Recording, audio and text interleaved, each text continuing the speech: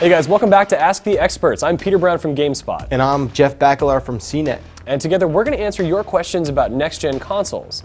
Today's question comes from Justin on Google+. I told you there's at least one other guy on that thing. A CNET reader. What's so funny? He wants to know, can you install a solid-state drive into the PlayStation 4 in place of the hard drive that's inside? You absolutely can. They're the same form factor. Yeah. And it's, you know, it's super slick. Look at this thing.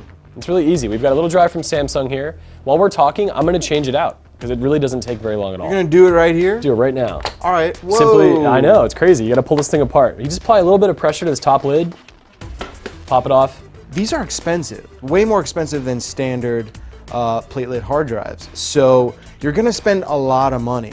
And I feel like, what is this, 500 gigabytes? The one in here is a 500 gigabyte, 5400 RPM drive. Right, so if you wanted to even match that capacity, you're talking at least $350. Almost the price of another PlayStation 4. So not sure what kind of guy you are. I want to borrow money from you if you want to do something like that. I would probably wait. Yeah. Wait till the future happens where you can get a terabyte SSD for $59.99.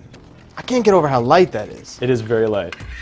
And just to let everyone know, you can't do this at all on an Xbox One. It's not even an option. Do I have to worry about the operating system? Is it just going to work right when I plug it in? How does that work? So what you actually do is after you physically install the hard drive, you go to Sony's website and you download the system updates and you copy that to a USB stick. You have the new hard drive in. Let me just put it back right now because we're actually done. Ooh. Just that easy? Just like that. Just like that. And you've got the file on the USB stick. You hold down the power button for about 7 seconds, which boots the PlayStation 4 into the safe mode. Right. The system is then going to read the file off the stick, and from there, you're going to reformat the hard drive, but then you're done. Then you're all set. All right, our next question is from Jake. He wants to know if it's worth it in terms of performance increase when installing an SSD drive. So I know you did a little bit of scientific research on the results and the data and that sort of stuff. What'd you find? So when loading a game off the hard drive like Resogun, which is only a few hundred megabytes large, traditionally on the standard hard drive it took 20 seconds. Right. When we put in the new SSD, it only took about 10. I think it was between 10 and 11. It's a pretty notable difference. Other tests though, it wasn't that big of a gap.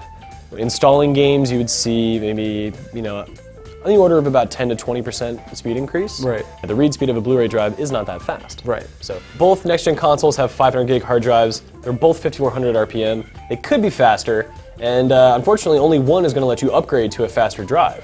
So yeah, the PlayStation 4 will let you upgrade, maybe drop that money on a 2 terabyte hard disk. It's a lot cheaper versus the solid-state drive. You're probably going to need the extra space because everything has to be installed in the system. And while you can't install a hard drive into a Xbox One, you can add an external drive down the road. Right. There's options for each console, lots of things to consider. As always, if you guys have any questions, let us know. We'll be back for more answers to your questions. I'm Peter Brown from GameSpot. And I'm Jeff Bacalar from CNET. Thanks for watching Ask the Experts.